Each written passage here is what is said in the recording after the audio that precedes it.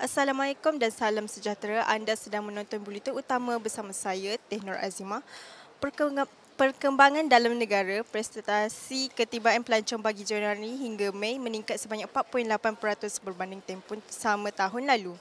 Pasaran jarak dekat iaitu pelancongan dari negara-negara ASEAN kekal penyumbang terbesar ketibaan pelancong asing iaitu 69.2% meningkat 70%. Singapura mencatat jumlah tertinggi dengan 4,300 orang pelancong.